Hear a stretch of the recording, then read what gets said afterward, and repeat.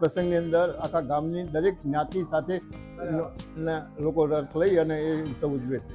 મહેસાણા જિલ્લાના ઊંઝા તાલુકામાં આવેલા બ્રાહ્મણવાડા ગામમાં વર્ષો પુરાનું બ્રહ્માણી માતાજીનું મંદિર આવેલું છે. આ મંદિરમાં વર્ષોથી ચોમાસુનો અંદાજ કાઢવા માટે શુકન ઉત્સવ ઉજવવામાં આવે છે, જેમાં ગામની 18 આલમની જનતા દરેક કોમ તેમાં ભાગ લે છે અને તેની હર્ષભેર આ શુકન મેળાની ઉજવણી કરવામાં આવે છે. બ્રહ્માણી માતાજીનો ઉત્સવ દર વર્ષે વૈશાખ સુદ બારસના દિવસે આદિકાળથી ઉજવવામાં આવે છે. ગામના લોકોનું કહેવું છે કે 200 વર્ષ પહેલાંથી આ ઉત્સવ ઉજવાય છે.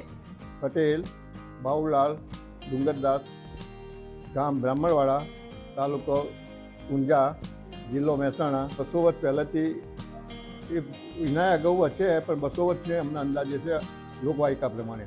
આ પ્રસંગની અંદર આખા ગામની દરેક જ્ઞાતિ સાથે લોકો રસ લઈ અને એ ઉત્સવ ઉજવે છે. અને મોટામાં મોટો ગામનો ઉત્સવ હોય તો આ બ્રહ્માણી માતાના શુકન દિવસ, જે દિવસે ચંદ્રના દર્શન થાય વૈશાખ મહિનાની સુદ એનાથી 11મા દિવસે આ શુકનનો મેળો જાહેર થાય છે.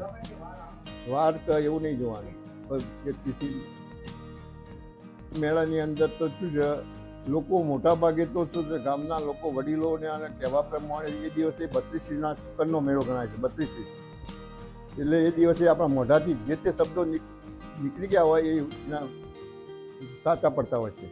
બોલીમાં કોઈ નુકસાન થઈ જવાના શબ્દો આપણે ઉચ્ચારીએ તો નુકસાન જતું હોય છે પાછું. એટલે લોકો વિચારીને બુદ્ધિથી જ નાના બાળકને સમજણ આપી દીધી. એ દિવસે ખોટો વિચાર નહીં કરવાનો, ખોટું વાણી નહીં બોલવાની અને ખોટું કોઈને નુકસાન થાય એવું વર્તન નહીં કરવાનું. અહીંયા શું છે, એક વર્ષના ખેતીના મહિને ખેડૂતોને નવા વર્ષે કયું બિયારણ વાપરવું, કયો પાક વાવવો અને કયા મહિનામાં વાવવો, એ બધું એના ઉપરથી જે શુકનના દિવસે બધું એ નિશ્ચિત કરી શકતા હોય. એ કરી દે કે આ દિવસે જાહેરાત બોર્ડમાં લખી દે કે આ દિવસે શુકન છે. એ દિવસે ગામના તમામ લોકો પોતાના સગા સંબંધીઓને મિત્રોને જાણ કરી દેતા હોય છે તો આ દિવસે અમારા શુકન છે. એટલે એ જાણ થાય છે એટલે દરેકના ઘરેથી દરેક દીકરીઓને સગા સંબંધીઓને બોલાવી લેવામાં આવે.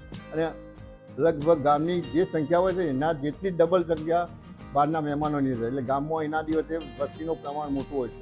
વત્તા એ ગામની બહેનો પ્રજાપતિના ઘરે જઈ પોતાના નિશ્ચિત પ્રજાપતિ હોય દરેકના ઘરે જાય. એ બહેનો ઘરની 1-2 બહેનો જાય, એમને આખા મોહલ્લાની સાથે જોડીને જાય એટલે મોટું ટોળું ભેગું થાય. એટલે 25-50 બહેનો દરેક પ્રજાપતિના ત્યાં ભેગી થાય અને ટુકડો લઈને જાય, સુડલો. અને ત્યાં ગાતી જાય, ગાણા ગાતી માતાજીનો. અને ત્યાં એકદમ એવું જોપામાં સીન જબરજસ્ત લાગે. આખા ગામની બહેનો આવી ટોપલા લઈને જતી હોય અને ગાણા ગાતા હોય એટલે એક આનંદનો દિવસ હોય. અને એ પ્રજાપતિના ઘરે જાય એટલે એને નિશ્ચિત કરેલી હોય 3 ઘડાઈને આપવાના બેનને. અને સામે આ લોકો પૂરકમાં એના જ ભવિષ્ય હાલતા હોય, પૈસા રોકડા આપીને વ્યવહાર કરતા હોય છે.